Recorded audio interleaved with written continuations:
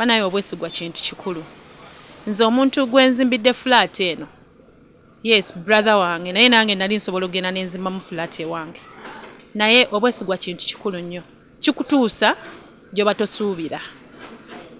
Singa yazimpa n'akeera enkya n'awulira nti flat tetuddeewo, kusanga nange ate kati byentuuseeko nalibadde sibituukako kuba bingi byentuuseeko okuva gyali. Sente zino ezimba ekizimbe sijja kugamba nti tuzifunidde omwaka gumu, wabula nina muganda wange akolera eyo mu nsi z'ebweru, naye abadde nga ampa ssente ne musevingira. Kati okusevinga okwo kwe kusobodde okuba nga kututuusa wano, kubanga poloti twagigulanga erimu obuyumba bukadde ne tusooka ne tubeera bagumiikiriza. Sente ezaavuddemu nko naye zakoze ne tugattagatta kwe kubeera nga tutuuka ku kino. Amannya Nabufu Rebecca. Ekizimbe kino kwe tutudde kiri ku fuuti 7.35. Kifo si kinene, naye egundi kwe tuli tusobodde okuba nga tufunako emizigo 7. Emu ennyumba nnene ya bisenge 2 n'eddiiro eri waggulu ddala. Then ne tubeerako ground floor, first floor ne second floor, nga buli emu eyina ekisenge n'eddiiro, toilet, bathroom, self-contained bulungi. Omuntu yenna nga oyina ndowooza kankiyite okukkiriza mu mutima gwo nti kino kye nnina si kyange. Omuntu yenna bw'omukolera ekintu ky'ayagala ate nawe abeerako kyakola ki kyakwongerako. Kati bw'abeera eri n'alaba ekizimbe nga kino ate tomanya ki kyayinza gwe kwongerako. Kati bw'obeera n'obwesiga obwo bwe bukutuusa ku ki ekirala ky'oba okola ki ky'oba oyagala okufuna. Kati muganda wange yanneesiga, twakula ffenna era nga mmanyi embeera zange zonna. Ate era mulimu byabadde nga akola ng'era ssente ze zimpitamu ne zituuka gye zirina okukola ki okulaga. So bwe bwesigwa obwo bwabadde nga nninamu okubeera nga asobola okumpa ssente ze ne mutuusa ku kino. Mu mbeera y'okukuba tooki kwe kubalaga engeri ekifo kino engeri gye kyatandikibwamu gye kikoleddwamu obwongo bukiteereddwako, naye mu mbeera nti tulina abakugu okuva mu Alihira Holdings ngenda kubeera nga mbanjulira mwami Mustafa. Nsanyusa okulaba. Kale sebo naffe tukusanyukidde otulambulako nate omulundi guno ndowooza gwa kubiri. Kaakati leero of course ozereeti mu konga emirimu egisinga gikoze gitambudde. Kizimbe kimaze okugendawo. Kizimbe kiyimiriddewo, finishing awedde. Saawa zino stage gye tuliko basically ya kaabuyonjo, biodigester nga bulijjo. Nadde nga emirimu egisinga mu zereeti twagimaliriza dda, plumbing, painting, plaster, okusibamu ebintu ebyenjawulo, wardrobes, tiles, ebisinga biwedde. Kati saawa zino tuli ku completion stage nti nno kaabuyonjo. Kaabuyonjo kye kikulu ennyo ku nnyumba. Kakati tutunulira nti kyo kati mutulazeeko level nti abantu abasinga bali mu bifo ebifunda. Kati mmwe ansa yaabwe. Ansa yaabwe lwa nsonga oba kyazze kitya nti ne kalina eno nga w'omugirabye era ebadde mu kifo kifundafunda. Fuuti zaali 7 wasatumu. So weerira ne tuginyigawo.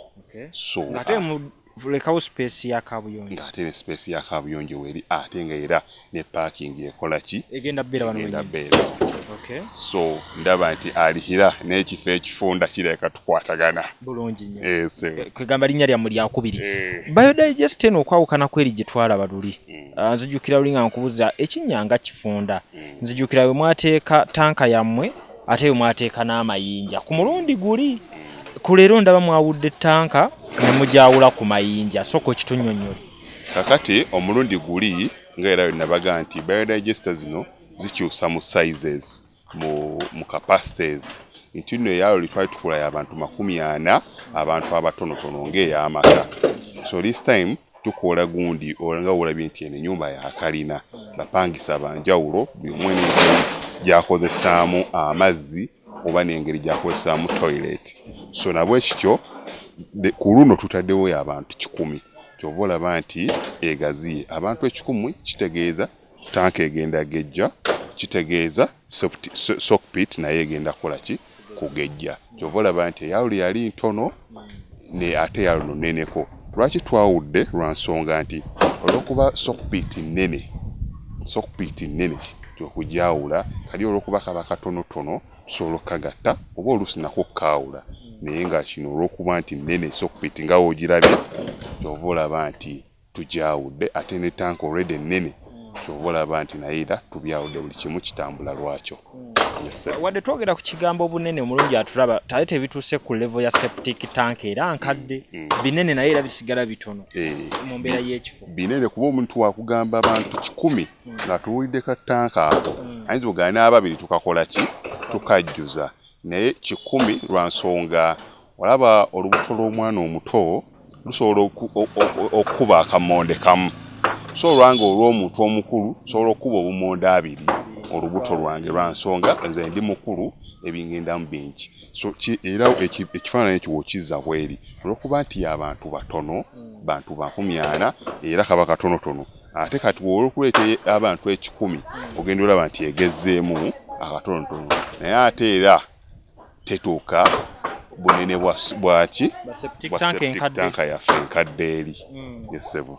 So ku mulundi guno manyi kati luli twalaga nnyumba y'amaka leero tulaga nnyumba mizigo 7 n'ogw'omunaana nagwo gugatteko nga yebagukoze leero bano balina kuzikozesa bati enkola eno balina kwegamba giyingiramu batya mu nkozesa yaayo kakati tudiringa n'abapangisa kakati enkola y'emu just nga bwe mwalabye mu plumbing oba ne kamera waba akulaze nti nno enkola y'emu just mazzi ge twawula ku bukyafu kazambi nti nno pipe eri gy'olaba egenze mu kasenga ku kamanihole eyo eva direct ma toilet ag'enjawulo so pipe eno gy'olaba zikyali mu bbanga ezihanginga ezo zo ziva mu biyigo baziyita flower traps ne zisinki eziva mu mafumbiro so enkola y'emu just lwakuba nti mu plumbing buli kimu ekiggwera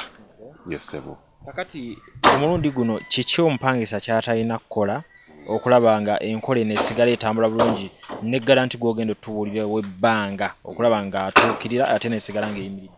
Kakati ku mulundi guno omupangisa kyatalina kukola omanyi abantu wadde obitaddewo gwe nga akola still era asigala asobola okukola ekyenjawulo. Omupangisa waffe naddala agenda opangisa wano kyatalina kukola kuba tutaddemu toyi za kutuulako olaba nti omuntu kyandi mukaluubiriza oyiwa amazzi agabadde gandiye ku flo ne gagenda asobola still era ogakwata agayiwe mu toyi ekyo kikyamu omupangisa oba n'ekirala nti baneeno banfulashinga zipampa ezo paadi z'abakyala ebintu ebyo biblockinga toyi eno ate we banaatuyitira banemuje mu bizibu kule olusi naawe ng'obonyeebonye ekikola ki ekimala so nabwe ekityo paadi pampa byandifulumidde mu kasasiro ate amazzi ganeeno bw'oyozezzaamu bweyiwa buyiyi mu kiyigo omwo wansi twataddemu dde emikutu gajja fuluma nga tugakase nagakaka. Enkola y'okuba nti nyina amazzi genjozezzaamu engoye ga sabbuuni nkanga iwerumu mu toyi newala okukkirira amadaala n'amaanyi aganaagambuka okudda mu nju tekijja kukola ku mulundi tekikola kubanga si kyavunaanyizibwa lwa nsonga amazzi era tewali kigakugisa waggulu ogajoogayiwe wansi ennyumba ya mulembe nga woogirabye buli kimu mwekiri amazzi yiwa bweyiye mu kiyigo gajja kwekulukusa gakole ki gakkirire kalina akantu bakayita flower trap kali ku ground okwo ku tayiro era katimba weekali awo amazzi oyiwa bweyiyi go ne geetuusa gye gakola ki gye galaga. So issue ya plumbing ku mulundi guno kuba emabega ko watugamba nti omugagga waba yagadde okugyekolera mukimulekera ku mulundi guno mwaba gikoze this time tubadde bamukisa nti ebisinga ku njo fa babikwasaganyizza nti ku luno tetulina kyakwekwasa buli kye twagala tukikoze kubanga Mukama atubedde nti omugagga naye abadde ku saidi yaffe buli kimu tukikoze ku nje kuno yesebo tukikoze so tukakasa nti omulimu gwe tutaddewo leero mulimu mulungi yesebo. So yongera okuyita abantu bammwe abakkiririza mwalihira manyi nti buli lukya buli bwe baba kukibala mwalihira bongera okubeesiga yongera obbakowoola mu mbeera yonna gye basobola okuba nga ate munaye bakolagana nammwe abantu abali eyo ndaba alihira ku YouTube ndaba alihira ku Facebook ndaba alihira nalizze ku ofisi yammwe oba olabye olusika flyer tukwegayiridde twesige lwa nsonga olaba kati nga kapoloti kane kabadde katonotono naye ate muvuddemu kalina wetolowooza nti olina poloti ntono kozimbewo kaluumu kamu poloti yogitte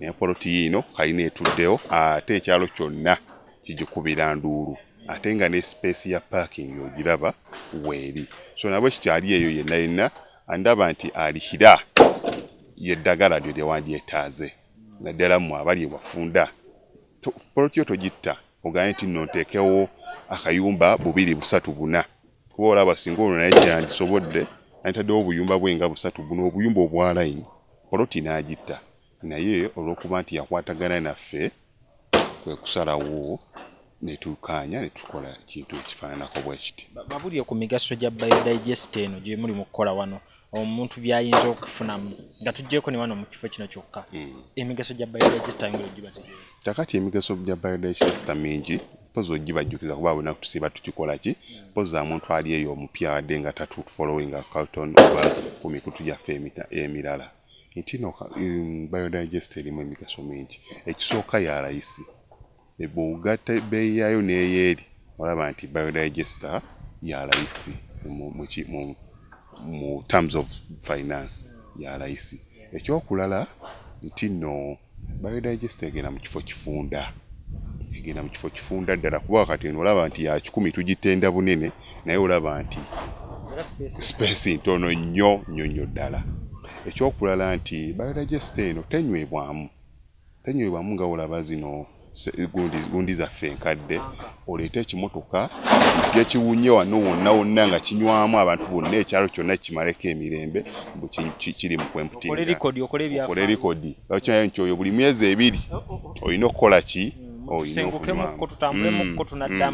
beeraliikira buli 15 ajja kunywamu so kuluna ebyo biodigester ebimenyawo byonna naye ekyokulala nti biodigester eno olumala ogikola tubikkawo ettaka so singa wakamera akulaze nti nno eno egenda beera parking naye ate wetutadde system eno nti nno tugenda mala tubikkewo era ate bateekewo pavers nga system eri wansi eyo omugaso ogw'okulala nti nno eggwa mu kiseera kitono nnyo kakati simanyi oba wakamera amukutteko nti abapangisa batandise okujja newankubadde tukola ki tuli mu kukola lwa nsonga tuli bagumu nti n'omulimu gugenda kukola ki gugenda kuggwa mu nnaku ntono nnyo oba leero infact guggwa leero gugwe abapangisa batandika okukola ki okuyingira n'okukozesa akaabuyonjo zaabwe n'ensonga eyo biodigest etwala kifo kifunda nnyo ddala olw'ekyokulala nti nga nabagambyeko nti waneeno ekifo kino kigenda sigala nga bakikozesa singa oli abadde mu kyalo ndibadde asimbamu pasikala muwe naye olw'okuba nti wafundafunda tugenda teekawo pavers ate ze ziba zituula ku ngulu ng'ate system eri wansi n'emigaso emirala mingi ddala kakati Alihira Holdings tusangibwa Kamuukya Prince Charles Drive Plot 45 eyo gye tusangibwa atwetaaze asobola otukubira ku manamba gaffe gali 3 esooka ya Airtel 07017669992 njidde mu Luganda nti 07017669992 ya MTN eri 0789224230 n'emikutu gyaffe emirala ogwa Facebook ogwa Twitter n'emirala yonna omuntu ogusinga omukola ki omwanguyira. Twogere ku biodigest eri mu kukolebwa wano essaawa eno kyabadde kirowoozo kyera ne bugamba nti septic tank eri enkadde katugireke tukozese biodigest.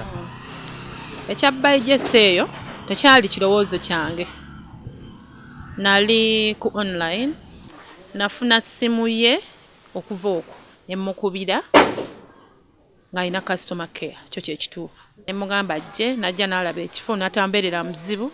So nagamba ate eno digester ekola nnyo ku bifo ebifunda. Ne mubuuza when it comes to parking emmotoka bw'erinnyako tebana buzibu. Nagamba tebeera na buzibu era tugikola era emmotoka eba esobola okukola ki okuyitako. So kye nava ndeka eri ku lwansonga eno yankakasa nagamba balina kemiko gye bateekamu erya okutreatinga nebanga toyoolayolamu naye ndaba nga there is an advantage okubeera nti eno ekola okusinga eyo okubeera nga buli mwezi oba after 2 months oba 3 months oba olina okukola ki okuginuunamu. Kyensooka okugamba abakyala naddala abali awaka banaye muve ewaka. Abasajja tebabyagalira. Nedda. Omukyala yenna omusajja tasobola kulaakulana ng'omukyala ali waka. Mwena mulina okuba nga mukola. Omusajja waba aleeta 70%, omukyala asobola okuleeta 30%. Mukole 10. Mbaako emutuuka. So siba amagezi mabi nti temulina kukola ebyawaka mulina obikola kuba nange mbikola naye still mulina okukola.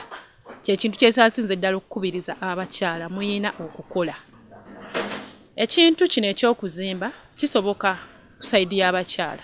Si kyangu naye olina okuba ne confidence okwagala mu kintu ky'oba okola n'okukkiriza muli muggwe nti nkisobola. Ate tolina kubeera na bukadde 10 ku account okutandika okuzimba. Ne wobeera n'obukadde 2 butandika okuzimba. Sijja kungamba nti obukadde 2 bugenda kuzimba flat nedda. Naye osobola okutandika foundation kubanga bagamba kamukamu gwe muganda.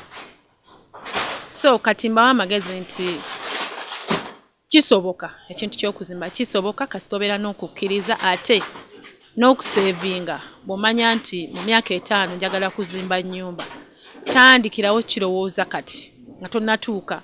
Bw'omanya nti 27 ngenda kuzimba nnyumba tandika kati mu 2021 wotuukira 2027 myaka 6. Ky'oba oyagala oba osobola okukituukiriza naye kyembasaba balina okusevinga. Tojja kukola mutwalo ate oli egumu 2. Awo tewaba saving era tolina ky'oba ogenda kukola. Naye bw'okola omutwalo savinga 3,000 2 zibeerewaawo then 5 zirabirira awaka. Akati then n'abo abasudde ekigambo bwesigwa nga gwe ku ground eno naye ng'omuntu ali ebweru eri talina ngeri gy'osobola muyamba mu kutuukiriza birooto bye nga bino. Biba muwa ssente za munne n'alyanga. Abantu abalala kye mbakuutira bangi nnyo bempulidde abali e Dubai abaana bagenda mu biyumba mbiwulira nnyo naye kye mbasaba busabi banaye obwesigwa kintu kikulu. Nze omuntu gwenzimbidde flat eno yes brother wange naye nange nali nsobola okugenda n'enzimba mu flat ewange naye obwesigwa kintu kikulu nnyo kikutuusa gy'oba tosuubira. Singa yazimpa n'akeera enkya n'awulira nti flat tetuddeewo kusanga nange ate kati byentuuseeko nalibadde sibituukako kuba bingi byentuuseeko okuva gy'ali. So mbakuutira kimu bannange obwesigwa mu mirimu bwetaagisa. Si ku bantu abava ebweru bokka naye n'abantu betukola nabo wano wennyini wano mu nsi yaffe betukola nabo bannayo obwesigwa mu mirimu bwetaagisa nnyo kubanga gy'oba wagenda n'osaba omulimu oba tosuubira nti enkya oba tolina bw'omuyita nga wasaba busabi mulimu naye tomanya enkya oyo gw'osabye omulimu tayinza okuba akate wakutuusa awasinga gw'ozaalibwa naye. So bannaye mbakuutira obwesigwa bulungi nnyo mirimu. Si mirimu gyokka naye yonna we tubeera obwesigwa obukkakkamu customer care mu mirimu byonna ebyo byetaagisa. Tukuyanza nnyo olw'ebigambo ebyo ebirungi. Kyemmanyi nti okutambula kuba kulaba naye simanyi bw'oba olabye olina ky'oyiga kubanga nze ekisookera ddala kino ekifo ekizimbe kye mwateekawo kikwegamba kinsanyudde nnyo kizimbe ky'amaanyi. Ebizimbe ebisuubirwa mu bifo ng'omuntu amaze okugula ettaka erisinga obunene naye mmwe ate kye mutadde mu kifo ekintu kino we mutuula ne mukiteesaako ng'abali ku ground ate tewali kitasoboka